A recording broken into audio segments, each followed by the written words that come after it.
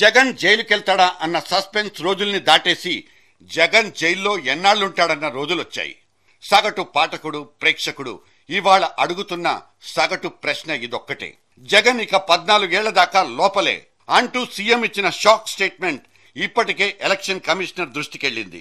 సిబిఐతో సహా దర్యాప్తు సంస్థలన్నీ జగన్ మీద ఫోకస్ చేయడంతో ఇక జగన్ ఇప్పట్లో ఈ కేసుల నుంచి బయటపడలేరనే టాక్ ఊపందుకుంది.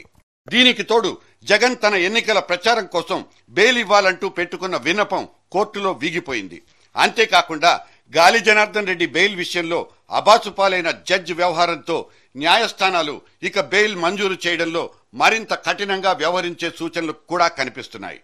నిజానికి సిబిఐ జరిపిన ఈ దర్యాప్తులో రాష్ట్ర హైకోర్టు అత్యంత వేగంగా స్పందించి సదరు పట్టాభిరామారావు అనే న్యాయమూర్తిని సస్పెండ్ చేయడంలో కూడా తమ పరువు మర్యాదలు మంటగలవకుండా కాపాడమనే ఒకే ఒక్క ప్రధానమైన మౌలికమైన అంశం దాగున్నట్లు కనిపిస్తుంది.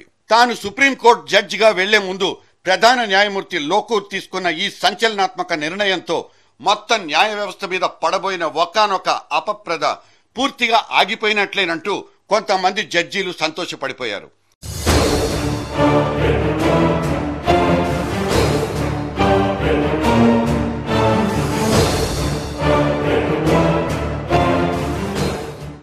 ఇక జగన్ విషయానికి వస్తే ఆయన మీద పెట్టిన కేసులు, సెక్షన్లను చూసిన న్యాయ నిపుణులంతా చెప్తున్న మాట ఒక్కటే. ఈ కేసుల విచారణ పూర్తి కావడానికి కనీసం 10-15 ఏళ్లు పడుతుంది. వృత్తి నిపుణులు కూడా ఇదే విషయాన్ని సమర్థిస్తున్నారు.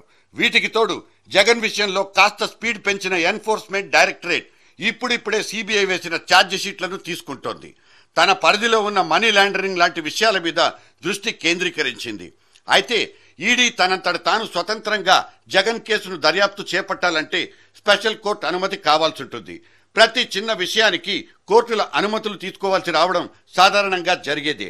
అయితే ఇటువంటి కీలకమైన కేసుల్లో రాజకీయపరమైన అంశాలతో పాటు ఆర్థిక పరమైన విషయాలు కూడా ఇమిడి ఉండడంతో అధికారులు తలలు పట్టేసుకుంటున్నారు.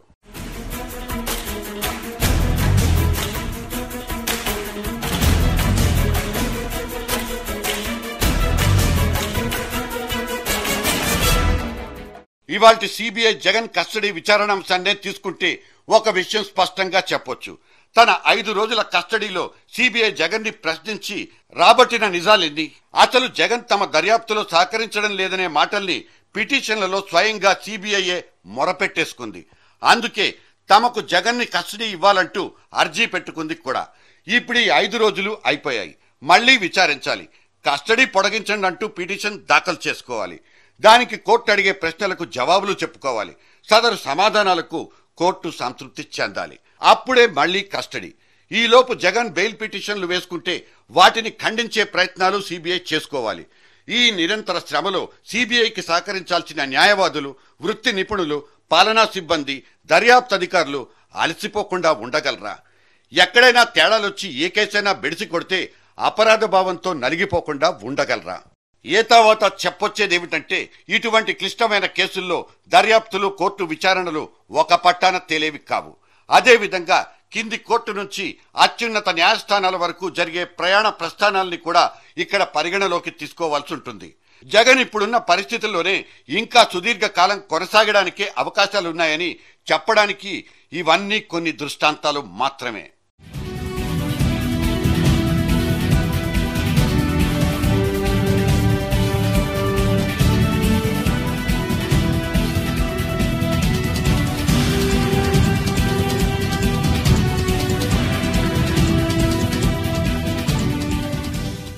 కొన్ని రోజుల నుంచి జగన్ మీద ఎన్ఫోర్స్మెంట్ విభాగం దర్యాప్తు చేస్తోందని, జగన్ ని ఢిల్లీకి తీసుకెళ్తారనే వార్తలు ఊపందుకున్నాయి. ఇందులో వాస్తవాలు ఉన్నప్పటికీ సదరు దర్యాప్తు సంస్థ తాను సేకరించిన పత్రాల్ని పరిశీలించాలి. వాటికి సంబంధించిన అదనపు సమాచారం అవసరమైతే వాటిని కూడా సేకరించగలగాలి. ఆ తర్వాత జగన్ ని తాము కస్టడీలోకి తీసుకునే విషయమై కోర్టు అనుమతిని పొందాల్సి ఉంటుంది. ఇప్పటికే జగన్ అక్రమాస్తుల కేసు సిబిఐ కేసుల్ని విచారించే ప్రత్యేక కోర్టులో నడుస్తున్నందున అదే కోర్టు నుంచి అనుమతి తీసుకోవడానికి పిటిషన్ దాఖలు చేసుకోవాలి. ఇదంతా రాత్రికి రాత్రే హడావుడిగా జరిగిపోయే వ్యవహారం మాత్రం కాదు. ఇప్పటి వరకు అటువంటి పిటిషన్ ఏది సిబిఐ కోర్టులో ఈడీ దాఖలు చేసిన సూచనలు లేవు. గతంలో ఒకసారి ఓబుళాపురం గన్ల కేసుల్లోనూ, ఎంఆర్ విలాల కేసుల్లోనూ జగన్ ని విచారించడానికి ఎన్ఫోర్స్మెంట్ వింగ్ అనుమతిని అడిగింది.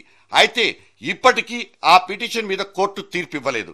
దానికి కారణం ఈ కేసుల్లో నిందితులుగా ఉన్న ఐఏఎస్ అధికారులైన బిపి ఆచార్య, శ్రీలక్ష్మి వంటి వాళ్లతో పాటు కోనేరు ప్రసాద్ కూడా ఎన్ఫోర్స్మెంట్ దర్యాప్తుకు సంబంధించి తమ అబ్జెక్షన్స్ ను కోర్టుకు తెలియజేశారు కాబట్టి.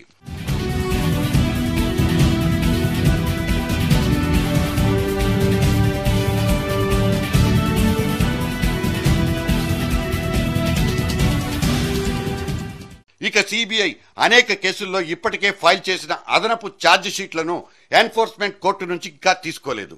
అవి తీసుకోవాలంటే సిబిఐ తన నిరభ్యంతరాన్ని కోర్టుకు తెలియజేయాల్సి ఉంటుంది. ఇక ఇన్ని వివరాలు సేకరించిన ఎన్ఫోర్స్మెంట్ డైరెక్టరేట్ తనదైన దర్యాప్తు జరిపి మనీ లాండరింగ్, ఫారిన్ ఎక్స్చేంజ్ చట్టాలకు సంబంధించిన ఉల్లంఘనలు జరిగాయో లేదో నిర్ధారించుకున్న తర్వాతే ఈ కేసులో ప్రాథమిక సాక్ష్యాధారాలు ఉన్నాయో లేదన్న విషయంలో అది నిర్ధారణకు వస్తుంది. ఆ తర్వాత కోర్టు అనుమతులు వగైరాలు శరా మామూలే. ఇన్ని వ్యవహారాలు సాఫీగా సాగడానికి కావలసిన రాజకీయ పరిస్థితులు కూడా ఉన్నాయో లేదోనన్నది మన వంటి వాళ్లకొచ్చే ఇంకో సంశయం. ఇప్పటికే దర్యాప్తు సంస్థలన్నీ రాజకీయ జోక్యాలతో నడుస్తున్నాయనే వాదనల నేపథ్యంలో నుంచి కూడా ఆలోచిస్తే రాబోయే కాలంలో జరిగే పరిణామాలు ఇటువంటి దర్యాప్తుల మీద తీవ్రమైన ప్రభావం చూపించే అవకాశాలు ఉన్నాయి. కాంగ్రెస్ తన పార్టీ బలాన్ని పెంచుకోవడానికి చేసే ఆలోచనలు, పారే కుయుక్తుల గురించి ఇక్కడ కొత్తగా చెప్పుకోవాల్సింది ఏమీ లేదు.